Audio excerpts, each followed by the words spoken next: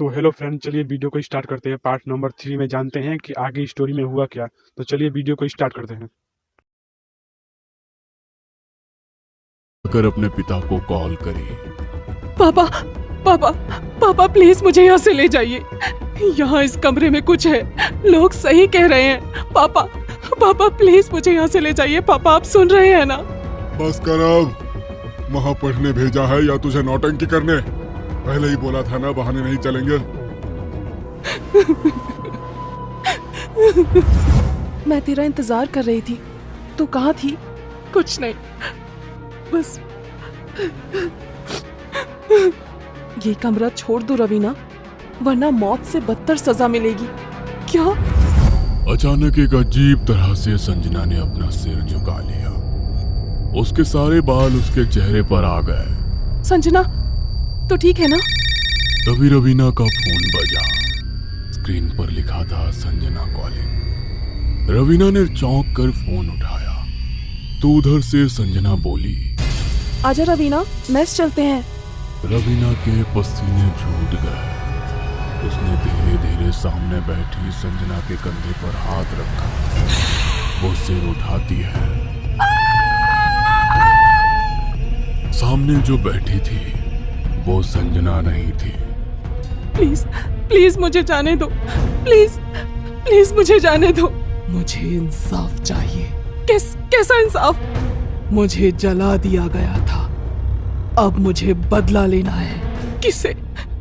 उनसे जो अब सीनियर से टीचर बन चुके हैं। मैं नहीं कर सकती, मैं नहीं कर सकती है। तो फिर तैयार हो जा उस सजा के लिए जो मौत से भी ज्यादा खौफनाक होगी। चुड़ैल की आंखें खून जैसी लाल हो गई। बचाओ बचाओ, कोई है क्या बाहर? प्लीज मुझे बचा लो। कमरे का दरवाजा अचानक खुद ही धड़ाम से बंद हो गया। कमरे में एक अजीब सी गंध भर गई, जैसे किसी जले हुए शरीर की। मैं ये कैसे कर सकती हूँ? मैं तो बस एक लड़की हूँ, प्लीज मुझे जाने दो। ओए पागल लड़की, दरवाजा खोल। क्या कर रही है अंदर? हॉस्टल को सिर पर उठा रखा है। फिर अचानक दरवाजा खुल गया और कमरे का सारा तूफान जैसे एक झटके में शांत हो गया, जैसे कुछ हुआ ही नहीं हो। इतना चिल्ला क्यों रही थी? हम सबको डरा दिया तूने। फिर से ड्रामा किया तो जान से मार देंगे, समझी? उनके बाहर निकलते ही रवीना भी दौड़ती हुई बाहर निकली और सीधे संजना के पास पहुंची। संजना, वो फिर से आई थी। तू सही कह रही थी, तू घर चली जा।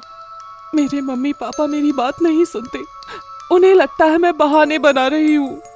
संजना ने तुरंत रवीना की माँ को कॉल किया और पूरी बात बताई। देखो बेटी, हमें पता है रवीना पढ़ाई से भाग रही है, हमें इस बकवास में कोई दिलचस्पी नहीं है। आपकी बेटी खतरे में है, सुन रही है ना आप? फोन कट गया। रवीना की आंखों से फिर आंसू बहने लगे। तो मेरे रूम में रह ले कुछ दिन, मैं अपना मोबाइल ले आऊं बस, फिर चलते हैं। रवीना जैसे ही अपने कमरे में मोबाइल लेने पहुंची, उसकी चीख निकल गई। वही जली हुई औरत। क्या हुआ रवीना? जैसे ही संजना कमरे में दाखिल हुई, दरवाजा खुद ब खुद जोर की आवाज के साथ बंद हो गया। पूरे कमरे में अंधेरा फैल गया। हमें छोड़ दो, हमें जाने दो। हम आज के बाद इस रूम में नहीं आएंगे, हमें जाने दो। लेकिन चुड़ैल एक झटके में संजना के पास पहुंची, उसे गर्दन से पकड़ा और एक झटके में उसकी गर्दन तोड़ दी।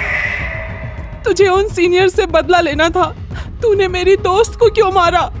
मैं तो सबको मारूंगी, पूरे कॉलेज को। किसी ने मेरी मदद नहीं की थी।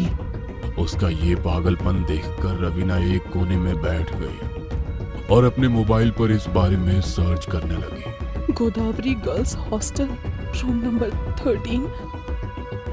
उसकी आंखें फैल गई। शकुंतला एक मानसिक रूप से अस्थिर छात्रा, जिसने एक सीनियर लड़के से प्रेम किया। जब उसे रिजेक्ट किया गया, उसने सीनियर लड़के को कमरे में बुलाकर आग लगा दी, पर खुद जलकर मर गई। और लड़का बच गया। तुम्हें किसी ने नहीं जलाया, तुमने खुद ये किया था। ये सब तुम्हारी गलती थी। नहीं, वो मुझे बचा सकता था,